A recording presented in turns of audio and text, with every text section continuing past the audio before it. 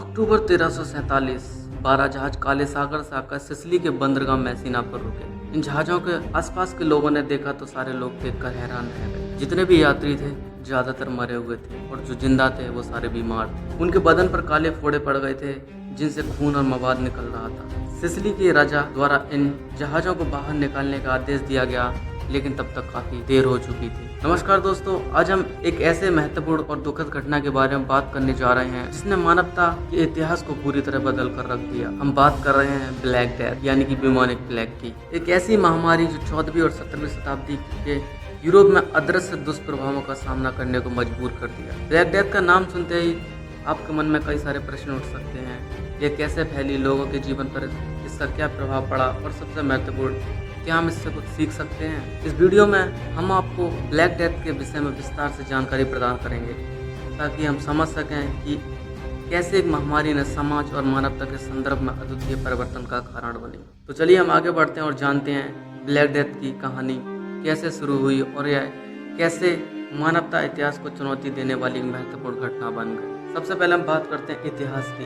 Scientist और इतिहास का मानना है ये बीमारी ब्लैक सी के आसपास फैली। यहाँ पर प्राचीन समय में काफी बस्तियाँ थीं और बस्तियों के कारण लोग यहाँ पर रहते थे और वह अपने मवेशी पालतू जानवरों को पालते थे। फिर जानवरों से बीमारियाँ फैलने लगी जिन्हें जूनोटिक डिसीज कहा जाता है। ब्लैक डेथ को फैलाने वाले बैक्टीरिया यानी पेस्टिस यर्सेनिया लगभग 5000 साल पुराना है और इतने साल पहले लोग इधर से उधर इतना नहीं होते थे, जिस कारण से यह इतने आसानी से फैल नहीं पाया।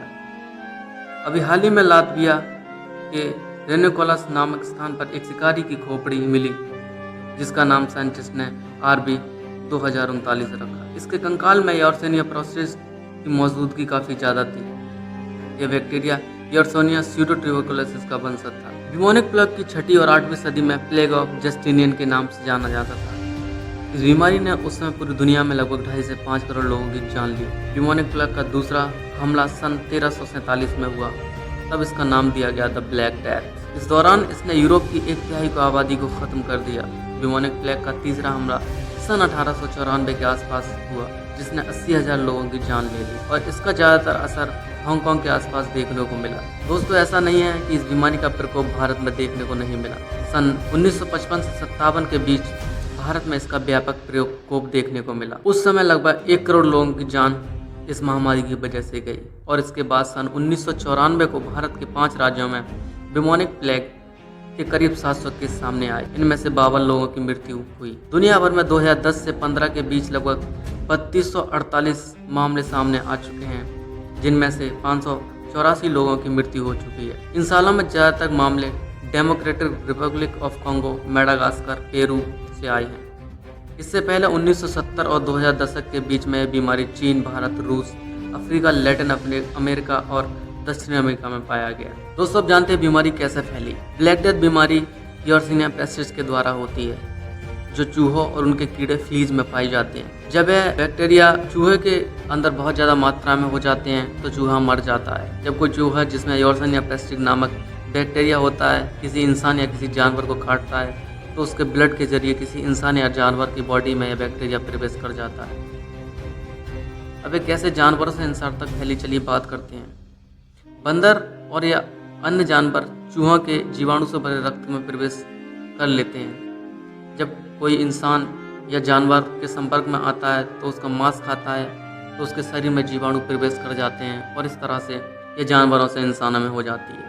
यह बीमारी हवा के माध्यम से भी फैल सकती है। न्यूमोनिक प्लेग नामक बैक्टीरिया व्यक्ति के श्वसन नलियों में प्रवेश कर लेता है। अगर कोई व्यक्ति जिसे ब्लैक डेथ नामक बीमारी है खांसी लेता है या फिर छींकता है तो उसके थ्रू एक व्यक्ति से दूसरे व्यक्ति में यह बीमारी जा सकती है। इस तरह से चूहों और उनके कीड़ों के काटने से जानवरों से और हवा के माध्यम से बीमारी व्यक्ति से व्यक्ति तक फैलती है, जिसे रोकना काफ़ी असंभव है। चलिए आप जानते हैं कि ब्लैक डेथ के क्या क्या लक्षण हैं, इससे हम पहचान सकते हैं कि यह ब्लैक डेथ है। देखिए, ब्लैक डेथ के शुरुआती लक्षण होते हैं अचानक तेज बुखार आना, सांस लेने में तकलीफ होना और शरीर पर ब्लैक रंग के धब्बे पड़ जाते हैं, आंखें सफ़ेद हो जाती हैं, शरीर ठंडा हो जाता है, थकान और कमजोरी होने लगती है, उल्टी और पेट दर्द इस बीमारी में होने लगते हैं। चलिए दोस्तों, बात करते हैं हम कि इस बीमारी का क्या प्रभाव पड़ा। यूरोप में 14वीं शताब्दी में फैली इस महामारी ने बुरी तरह से असर डाला, फिर चाहे वह आर्थिक हो, सामाजिक, धार्मिक और सांस्कृतिक हो। और हम बात करेंगे किस तरह से इस महामारी ने साइंस के फील्ड में एक क्रांति ला दी। चलिए सबसे पहले बात करते हैं आर्थिक प्रभाव की। ब्लैक डेथ के प्रकोप से जनसंख्या में महत्वपूर्ण कमी हुई, जिसने अनेक क्षेत्रों में आर्थिक उतार चढ़ाव आए।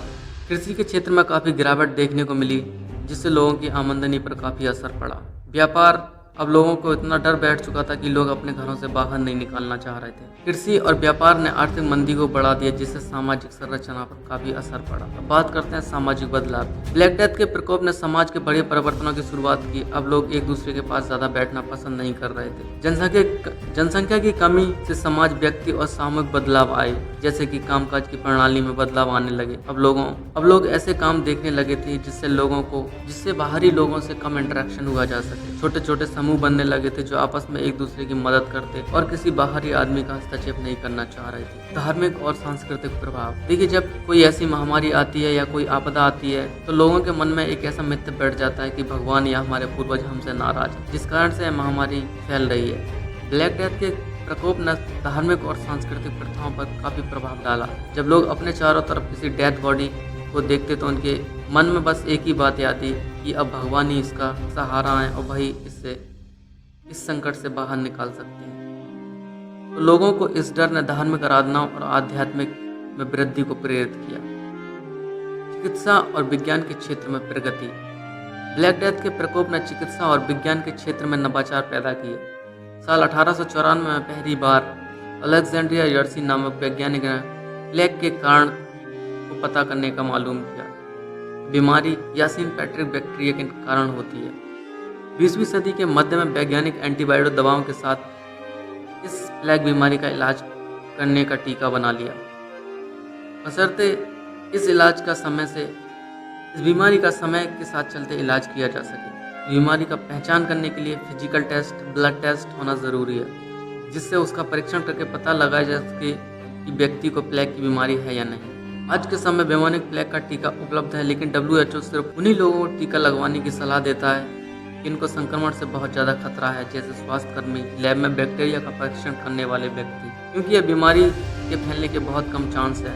आजकल इसका इलाज संभव है। चलिए दोस्तों, अब बात करते हैं इसकी रोकथाम कैसे की जा सकती है। दोस्तों, मानकर चलो आज के समय बीमारी हो जाती है तो इसका इलाज या रोकथाम कैसे कर सकते हैं। तो सबसे पहले यह जानना होगा कि बीमारी कैसे फैलती है। तो मैं आपको पहले ही बता चुका हूँ, ये बीमारी किसी जानवर का मांस खाने से या किसी संक्रमित व्यक्ति की कांटेक्ट में आने से या मक्खियों द्वारा या चूहे द्वारा फैल सकती है। सबसे पहला तरीका है हाइजीन। आप अपने आसपास के वातावरण को साफ रखें, जिसमें कि चूहा और पशु प्रवेश ना करें। संक्रमित जानवरों को शवों को छूने से सुरक्षात्मक आवरण जैसे दस्ताने, मास्क, काले चश्मा का उपयोग करें। किसी संक्रमित व्यक्ति से उचित दूरी बनाए रखें। जैसे अगर किसी संक्रमित व्यक्ति को यह बीमारी है तो उससे दूर रहें। चलिए दोस्तों, बात करते हैं कंक्लूजन की। ऐसी महामारी किसी देश या राज्य में आती है तो उसके आर्थिक, सांस्कृतिक और सामाजिक स्थितियों को पूरी तरह से बदल कर रख देती है। बहुत सारी चीज़ें हम इसमें खो देते हैं और बहुत सारी नई चीज़ें हमें सीखने को मिलती हैं। जैसे मेडिकल के क्षेत्र में इस महामारी ने सुधार और चिकित्सा की समझ में योगदान दिया और इसने आगे आने वाली महामारी, दवाइयों और टीकों के निदान के उत्थान की नींव रखी। दोस्तों, उम्मीद करता हूँ ये वीडियो आपको अच्छा लगा होगा और आपको इससे कुछ सीखने को मिला होगा। अगर वीडियो आपको अच्छा लगा तो वीडियो को लाइक करें और चैनल को सब्सक्राइब करें। धन्यवाद।